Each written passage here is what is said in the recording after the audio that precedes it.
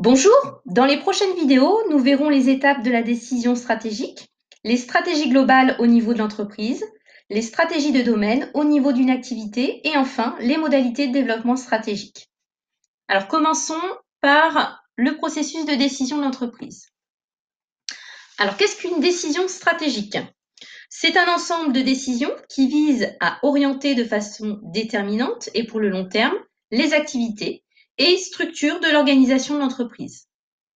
Elle a pour objectif la réponse aux attentes des parties prenantes, l'obtention d'un avantage concurrentiel et la création de valeur par les clients. Alors commençons ensuite par les étapes de la décision stratégique. Donc le processus de décision est un processus complexe dont l'analyse est facilitée grâce au modèle IMC. Donc le modèle IMC, vous avez le I pour intelligence, le M pour modélisation, le C pour choix. La première étape est l'intelligence. Le décideur constate dans son environnement les situations pour lesquelles il doit prendre des décisions. La deuxième étape est la modélisation.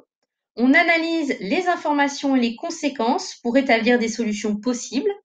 Et enfin, l'étape du choix. À partir de la sélection des solutions, on choisit la meilleure compte tenu des contraintes.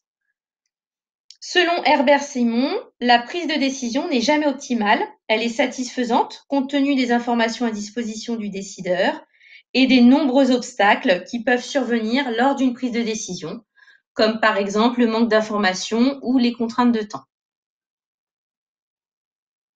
Voyons maintenant le choix entre stratégie délibérée et émergente selon Henri Mintzberg. Si certaines stratégies sont délibérées et planifiées, d'autres sont émergentes et répondent à des événements non prévus auxquels l'entreprise doit réagir. D'un côté, vous avez la stratégie délibérée, c'est-à-dire la stratégie qui est construite et planifiée par les dirigeants. De l'autre côté, vous avez la stratégie émergente, qui, elle, est consécutive à des événements non prévus. L'entreprise doit s'adapter en permanence. Et vous avez donc ces deux stratégies qui vont être complémentaires dans l'entreprise et vont aboutir à la stratégie réalisée.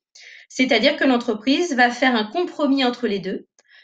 L'entreprise rencontre des situations inattendues et doit donc s'y adapter tout en se projetant dans l'avenir. Je vous remercie pour votre attention. Je vous retrouve pour la prochaine vidéo sur les stratégies globales au niveau de l'entreprise. À bientôt.